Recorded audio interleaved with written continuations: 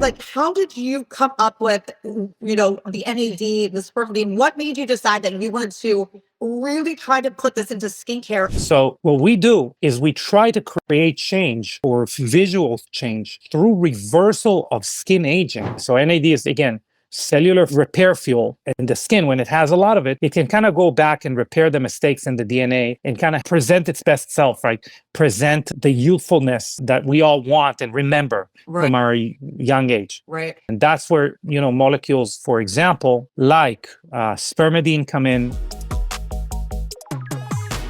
Hello. How are you? Very, very, very good. How are you? I am good. It's always a pleasure to hang out with you. And I'm so glad you are here and to chat with us today. Likewise. Yes. So I was just talking to everybody. So, just a little background on you. You are the founder of Youthful Skincare, which I absolutely have fallen in love with your brand. You know that. We have had, we did a interview for YouTube, but now, we're here on Instagram.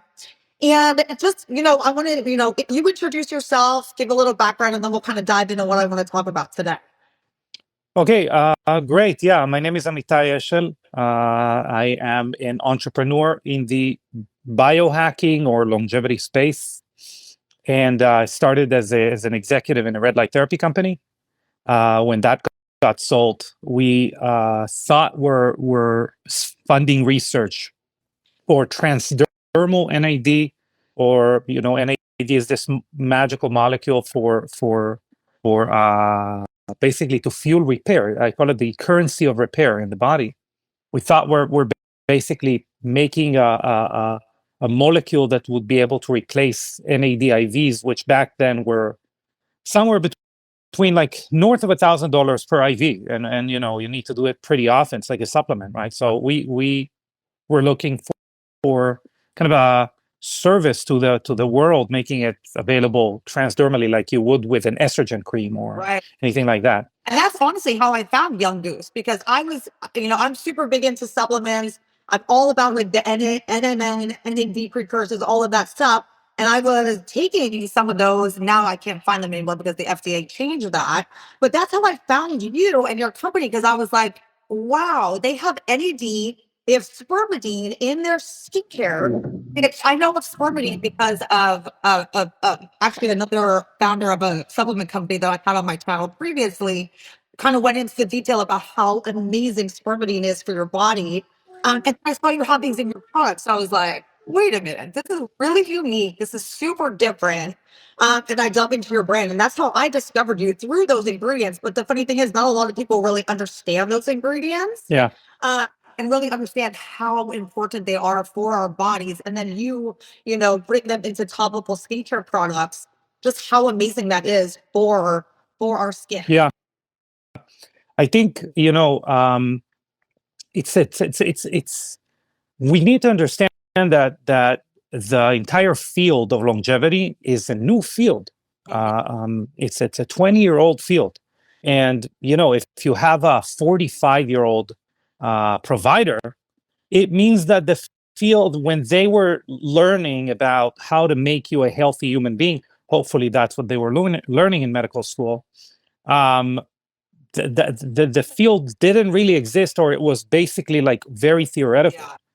So we're dealing with I'll give an example. Sometimes I'm talking about the dangers of ascorbic acid. I mean, obviously, like long-term and high-dose ascorbic acid.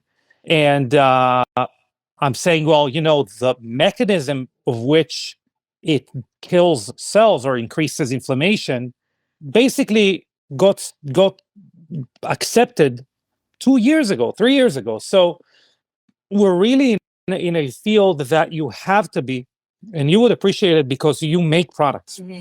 And you can and research and development. Basically, we need to be pulling triggers on innovation every day. Every day, in order to make sure that we're up to date with the most advanced longevity science. Yeah. It doesn't mean it's the only solution. By the way, I am one of the people that is probably it's very hard to find things I'm completely against. So let's say Botox is a fantastic solution. What a Daxify, whatever people use now, is a fantastic solution for wrinkles. And you really do not need much innovation there, because it's the bottom of the barrel. It's basically, okay, we just make sure we hide the wrinkles. It's like you don't need innovation in a broom sweeping stuff under the carpet. The innovation is maybe in making sure the carpet doesn't get dirty anyway, or the floor, right?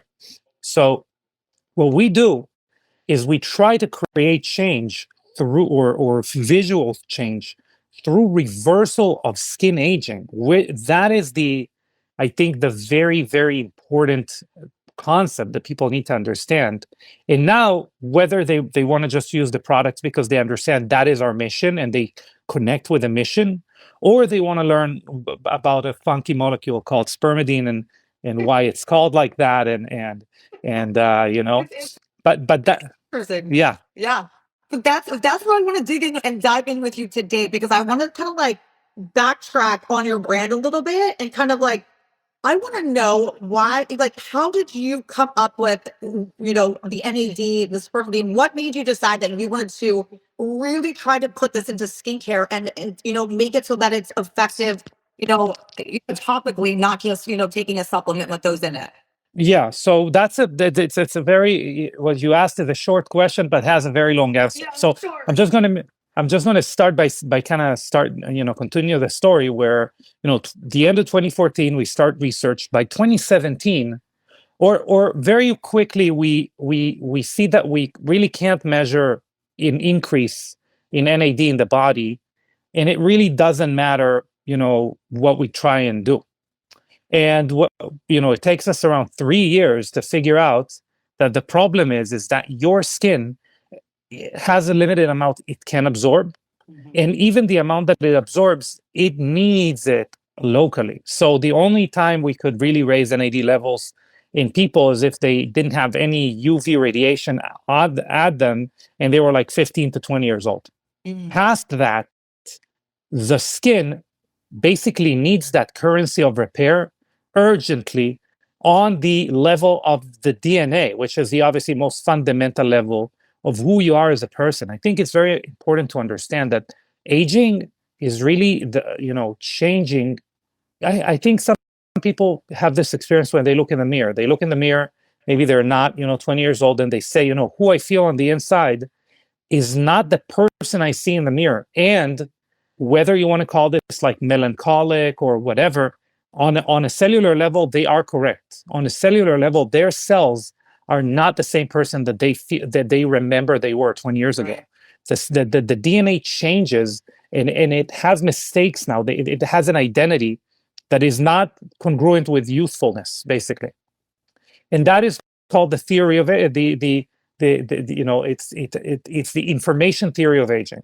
That is the kind of guiding North Star of aging research in the last 20 years, obviously coined by David Sinclair from Harvard, who in the meantime wrote books like, what's the name of the, anyway, he has a book.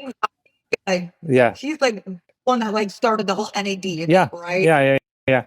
And not only NAD, resveratrol, he's on the board of the Spermidine company that we use the products of. So he's obviously a big player, and he kind of coined the term information theory of aging, and that's kind of what I explained now. The information of what it means to be youthful is kind of lost. Lifespan is the name of the book. That's right. Anyway, so that is what we've understood that we affect. We affect the skin's ability to access youthful information through increased NAD. So NAD is, again, cellular repair fuel.